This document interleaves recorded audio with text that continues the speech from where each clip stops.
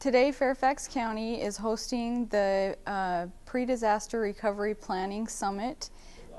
It's basically an all-day event with a plenary session, workshops, and a closing session to notify county staff as well as people with nonprofit organizations and businesses on what the pre-disaster recovery plan is, so that they'll have that awareness before it goes out for review this fall.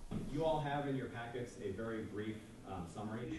It's a political decision on that.